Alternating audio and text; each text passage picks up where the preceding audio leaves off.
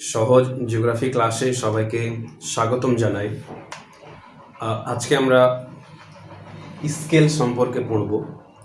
মানচিত্রে যে স্কেল ব্যবহার করা হয় সেই সম্পর্কে, স্কেলের সংজ্ঞা এবং স্কেলের প্রকারভেদ সম্পর্কে জানব এবং এর গুরুত্ব বা ব্যবহার কী সে সম্পর্কে জানব। তো শুরু করা যাক সহজ জিওগ্রাফি ক্লাস।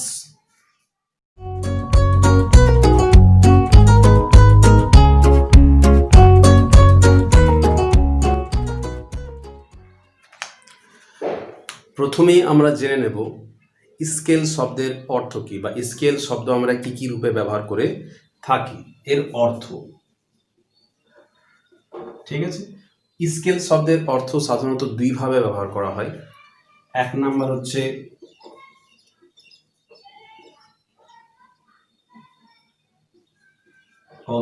আভিধানিক, ঠিক আছে, আর দুই নাম্বার হচ্ছে ভূগোল শাস্ত্রসম্মত অর্থ। অর্থাৎ আমরা ভূগোলে যে অর্থ হিসাবে স্কেলসটাকে আমরা ব্যবহার করি, ভূগোল শাস্ত্রসম্মত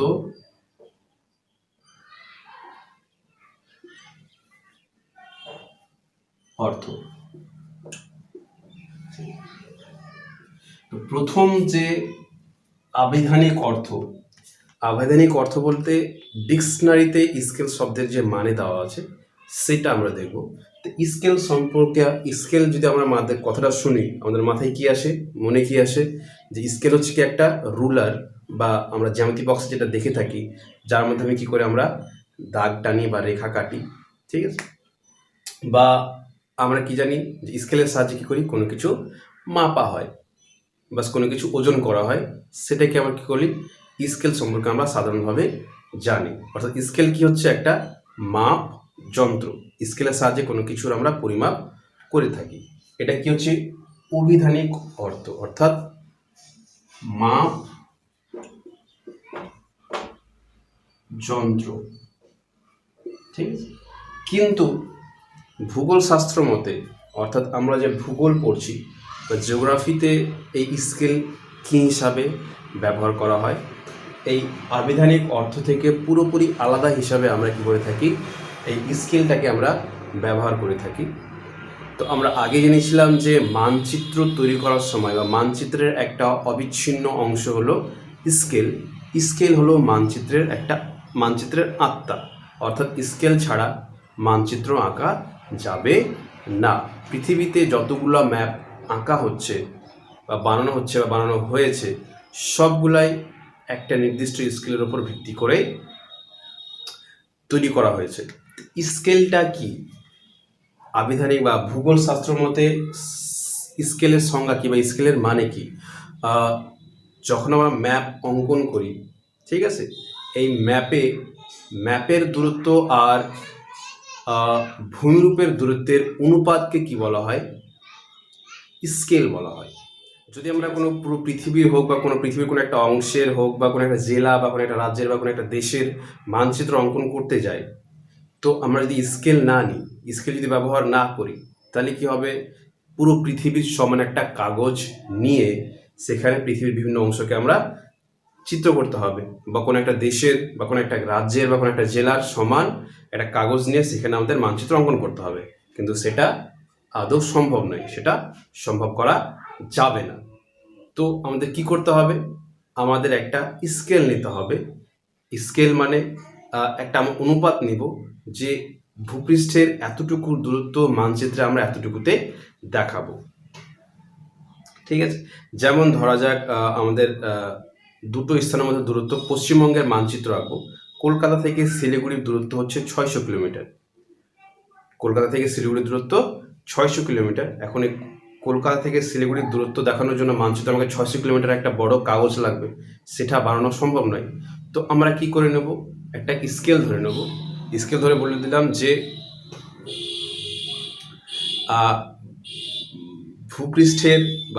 ভূপৃষ্ঠের 1 কিলোমিটার দূরত্ব সমান সমান 1 সেন্টিমিটার, বা 10 কিলোমিটার সমান সমান 1 সেন্টিমিটার।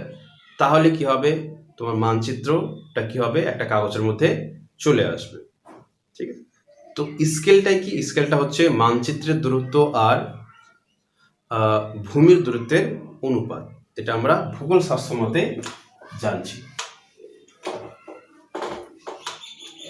স্কেলটা কি? স্কেল হচ্ছে স্কেল সমান সমান এমডি ইস টু জিডি, বা এটাকে এভাবে লিখতে পারি এমডি বাই জিডি। এমডি মানে হচ্ছে ম্যাপ ডিস্টেন্স, আর জিডি মানে হচ্ছে গ্রাউন্ড ডিস্টেন্স। ঠিক আছে, অর্থাৎ মানচিত্রের দূরত্ব আর ম্যাপ ডিস্টেন্স মানে মানচিত্রের দূরত্ব, গ্রাউন্ড ডিস্টেন্স মানে ভূমির দূরত্ব। ঠিক আছে, এর অনুপাতকে আমরা কি বলবো? স্কেল বলবো।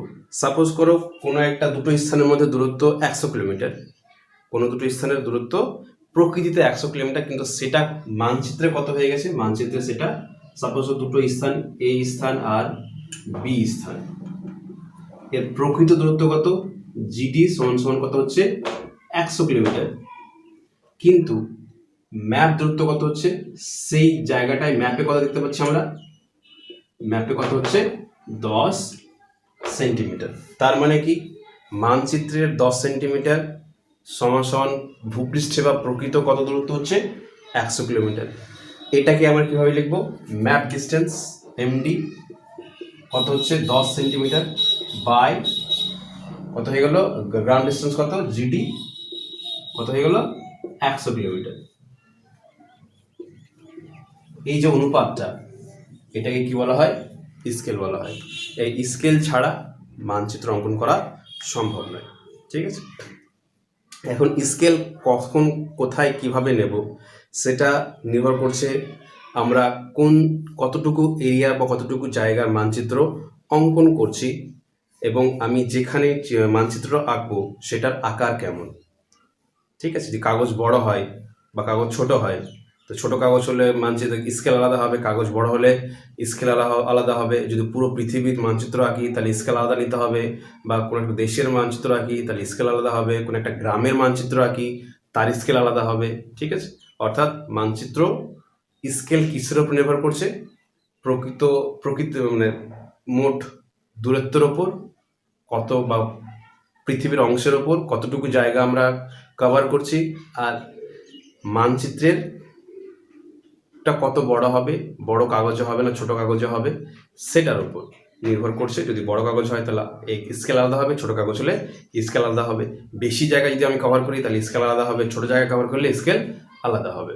ঠিক আছে, তো বোঝা গেল স্কেল কি হলো। তাহলে স্কেল হচ্ছে মানচিত্রের দূরত্ব এবং ভূমির দূরত্বের অনুপাতকেই বলা হয় স্কেল। ঠিক আছে,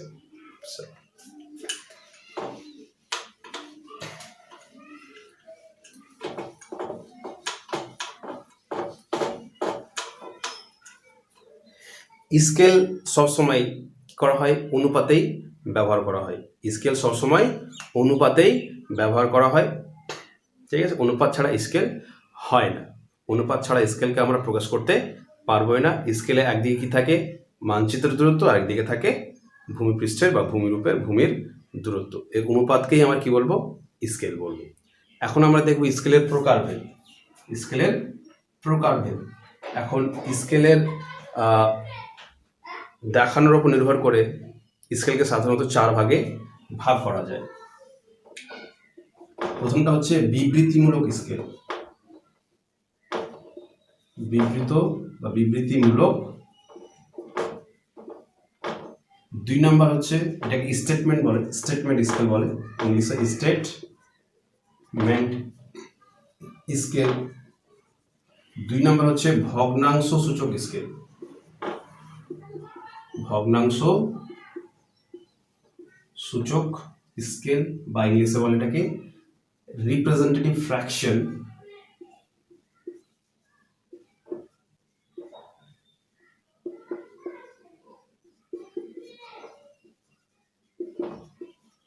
ছোট করে বলা হয় আর এফ। 3 নম্বর হচ্ছে ক্ষেত্রীয় স্কেল।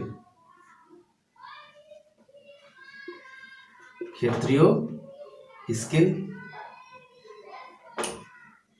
বা ইংলিশে বলে এটাকে এরিয়াল স্কেল। 4 নম্বর হবে লৈখিক স্কেল।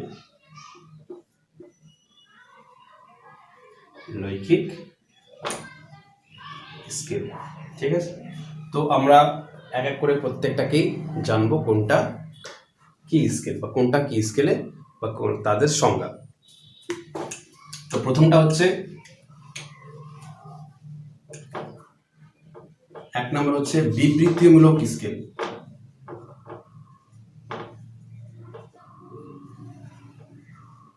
বিবৃতিমূলক স্কেল। বিবৃতিমূলক মানে যেটা ভাষায় প্রকাশ করা হয়, যেটা ভাষায় লেখা থাকে, যে কোনো ভাষায় হতে পারে, যেটা এই ভাষায় স্কেলটাকে প্রকাশ করা হয়, সেই স্কেলকে আমরা কি বলবো? বিবৃতিমূলক বা স্টেটমেন্ট স্কেল বলবো। যেমন উদাহরণ হিসেবে বলা যেতে পারে যে যেটা কথায় বলা থাকে, যে বলা থাকলো যে মানচিত্রে 1 সেন্টিমিটার, ভূমিতে 1 কিলোমিটার, বা মানচিত্রে 1 ইঞ্চি, ভূমিতে 1 মাইল, বা মানচিত্রে 5 সেন্টিমিটার, ভূমিতে 25 কিলোমিটার, এভাবে কি থাকে? লেখা থাকে। সেটাকে আমরা কি বলবো? বিবৃতিমূলক স্কেল বলবো, ঠিক আছে। যেমন একটা উদাহরণ দিয়ে দিলাম যে 1 সেমিতে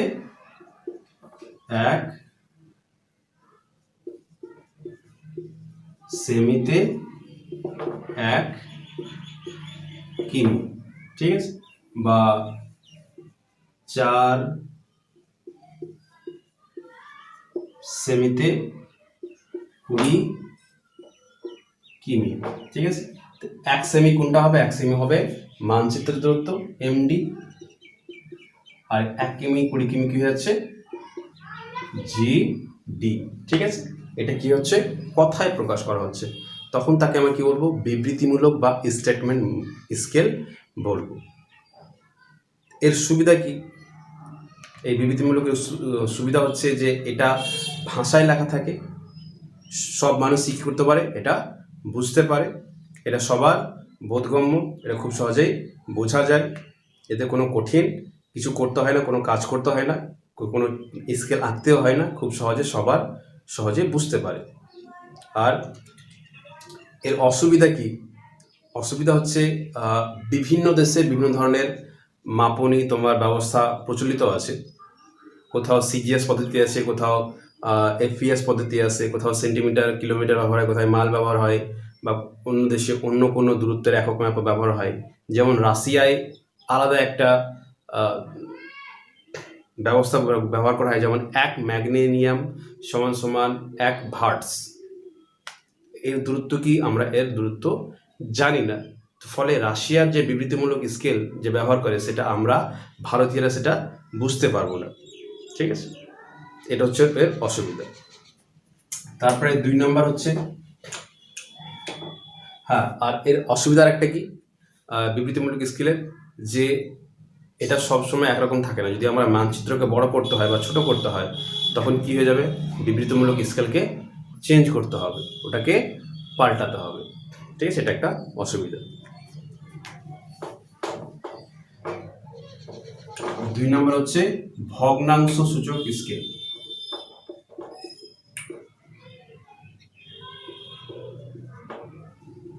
সূচক বা আরএফ এর পুরো কথাটা রিপ্রেজেন্টেটিভ ফ্র্যাকশন, ঠিক আছে। এখন ভগ্নাংশ সূচক স্কেল কাকে বলবো? যে স্কেল ভগ্নাংশ আকারে প্রকাশ করা হয়, অর্থাৎ লব আর হর আকারে প্রকাশ করা হয়, সেটাকে আমরা কি বলবো? ভগ্নাংশ সূচক বা আরএফ স্কেল বলবো। যেমন আমরা প্রত্যেকটা মানচিত্রে দেখে থাকি, নিচের দিকে বা উপরের দিকে কি লেখা থাকে? আরএফ দিয়ে কি লেখা থাকে? 1:1 লাখ, 1:1 লাখ। এটা আরএফ, এটা স্কেল। এটাকে কি বলা হয়? ভগ্নাংশ সূচক স্কেল। ভগ্নাংশ সূচক মানে কি হল? আরএফ সমান কি হয়ে গেল? 1/1 লাখ, ঠিক আছে। এটা কি হলো আমাদের লব, এটা হয়ে গেল হর। ইংলিশে বলে এটা কি, ইংলিশে কি বলে এটাকে নিউমেরেটর, এটাকে বলা হয় ডিনোমিনেটর, ঠিক আছে। এটাকে কি বলা হয় ভগ্নাংশ সূচক বা আরএফ স্কেল বলা হয়।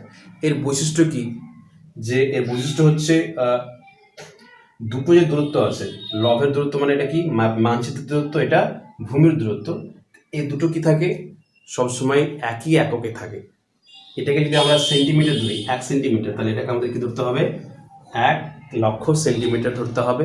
বা এটাকে যদি আমরা ইঞ্চি ধরি 1 ইঞ্চি, 1 ইঞ্চি সমান সমান কত হয়ে যাবে 1,00,000 ইঞ্চি, ঠিক আছে। আর এই ভগ্নাংশ সূচক স্কেলে নিউমেরেটর বা লব সবসময় কি হয় 1 থাকে, সবসময় কি থাকে 1 ধরা হয়। আর এটা কি হয় পাল্টানো থাকে, স্কেল হিসাবে এটা পাল্টাতে থাকে। অর্থাৎ নিউমেরেটর বা লব সবসময় 1 থাকে, অর্থাৎ ম্যাপ ডিস্টেন্স সবসময় সবসময় 1 থাকবে। যে কোনো আরেক স্কেল উঠিয়ে দেখো, ম্যাপ ডিস্টেন্স বা নিউমেরেটর বা লব সবসময় 1 থাকবে। আর নিচেরটা কি হবে পাল্টাবে, অর্থাৎ ভূমির দূরত্ব পাল্টাতে থাকবে, ঠিক আছে। এটা কি হচ্ছে আরএফ স্কেল, ঠিক আছে। এর সুবিধা কি, এর সুবিধা হচ্ছে এটা ভগ্নাংশ আকারে থাকে বলে যে কোনো এককে, যে কোনো দূরত্ব মাপের এককে এটা আমরা ব্যবহার করতে পারি। যেরকম বললাম, এটাকে যদি আমি সেন্টিমিটার ধরি, এটাও কি হবে 1,00,000 সেন্টিমিটার হয়ে যাবে। এটা যদি আমরা ইঞ্চি ধরি, এটাও কি হবে 1,00,000 ইঞ্চি হয়ে যাবে। অর্থাৎ এখানে কোনো দূরত্বের এককের কোনো সমস্যা থাকছে না, নিজের ইচ্ছা মতো আমরা যে কোনো একটা একক ধরতে পারি, সেই হিসাবে এটা হয়ে যাবে। তারপরে এখানে কি হচ্ছে ম্যাপ ছোট বড় হলে, কি হয় কোনো সমস্যা হয় না, এর আরএফ একই রকমই থাকে, ঠিক আছে। তারপরে এর অসুবিধা কি, এর অসুবিধা হচ্ছে এটা সবাই বুঝতে পারে না, এটা সবাই বুঝতে পারে না কিভাবে। যেরকম 1 সেন্টিমিটার সমান সমান 1,00,000 সেন্টিমিটার হচ্ছে, 1,00,000 সেন্টিমিটার কতটুকু জায়গা, 1,00,000 তো আমাদের অনেক বেশি মনে হচ্ছে না, 1,00,000 অনেক বেশি, 1,00,000 মনে হচ্ছে কত, 1,00,000 সেন্টিমিটার হচ্ছে কত দূর হবে। কিন্তু যারা জানে 1,00,000 সেন্টিমিটার সমান সমান কত, মাত্র 1 কিলোমিটার। তার মানে কি 1,00,000 সেন্টিমিটার সমান সমান 1 কিলোমিটার। কিন্তু এটা সাধারণ মানুষ বা যারা কম বোঝে সেটা তারা বুঝতে পারবে না, ফলে এদের থেকে, এই স্কেল থেকে তারা কোনো লাভ পাবে না। অর্থাৎ সবার জন্য এটা বোধগম্য নয়, ঠিক আছে।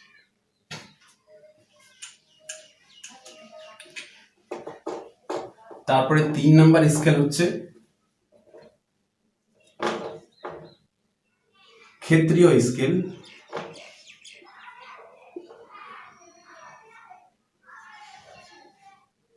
ক্ষেত্রীয় স্কেল মানে, ক্ষেত্রীয় স্কেল বা বর্গীয় স্কেল, বর্গীয় স্কেল। এই স্কেলটা কাকে বলবো, যে স্কেল কি করা হয় ক্ষেত্রের সাহায্যে, অর্থাৎ জায়গার পরিমাপের জন্য ব্যবহার করা হয়, অর্থাৎ বর্গাকারে ব্যবহার করা হয়। অর্থাৎ যদি বলা থাকে 1 বর্গ সেন্টিমিটার মানচিত্রে 1 বর্গ সেন্টিমিটার সমান সমান ভূমিতে 1 বর্গ কিলোমিটার, অর্থাৎ এরিয়া আয়তন মাপছি, তখন কী হবে সেটা ক্ষেত্রীয় বা বর্গীয় স্কেল।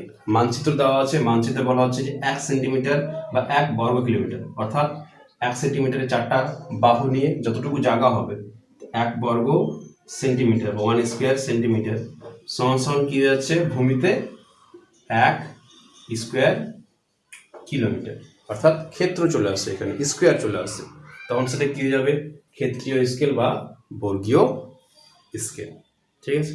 এর ব্যবহার খুব কম, সেরকম ব্যবহার করা হয় না। তারপরে 4 নম্বর হচ্ছে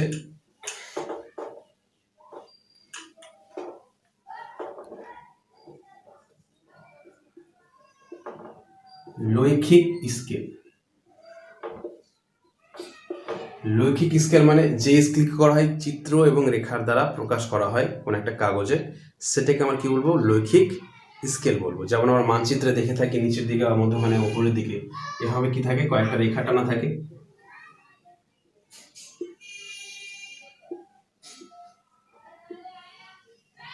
ঠিক আছে। তো এটাকে আমরা কি বলবো লৈখিক স্কেল বলবো। লৈখিক স্কেল বিভিন্ন রকমের হতে পারে, আমরা পরের ক্লাসে পড়ব। ঠিক, তো এটা কি থাকে, এটা তোমার দেখা যায় এই স্কেলটাকে, এটা চিত্রের সাহায্যে প্রকাশ করা হয়। এর সুবিধা কি, এটা দেখে মানুষ বুঝতে পারে, কিন্তু অসুবিধা হচ্ছে যেটা সবাই আঁকতে পারে না। আঁকার জন্য কি করতে হয়, আমাদের জ্যামিতিক নলেজ থাকা দরকার, না হলে সবাই আঁকতে